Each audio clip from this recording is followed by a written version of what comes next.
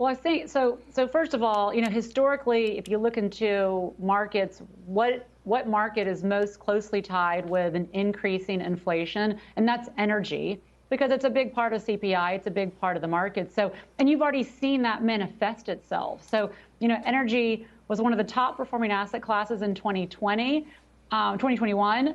It's been the top performing asset class in 2022. And so you're already seeing that come to fruition.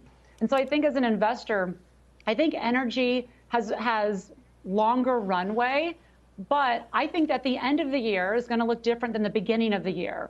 And so I think that if you're pivoting your portfolio now to have a lot of inflation sensitivity, you could be setting yourself up, we'll say at the end of the year, to not have such great returns. So I would say the best way to protect yourself right now is being really diversified, because ultimately equities long term protect against inflation. Where you're going to erode and where you're going to lose money is in long duration bonds and in cash.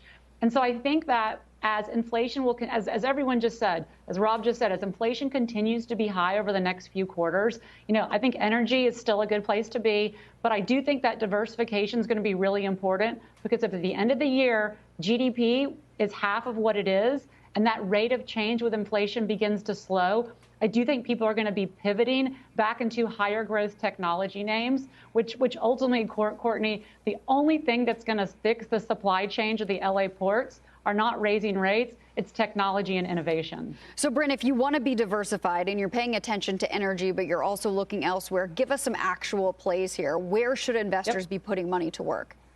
So I think from a cyclicality and from an inflation perspective, we really like energy. We also own this ETF called, it's SVAL. It's a small cap value factor-based strategy. It's got really heavy exposure to small regional banks, as well as small cap value industrials. And so that really plays into rising rates as well as inflation. So I would say from that perspective, energy and small cap value, but then also I want to book in that I still want to own some technology names that I think are going to be secular growers and that actually could fix what's happening longer term with the supply chain and can grow through a low GDP, which is I think what we're going to have in the next couple of years.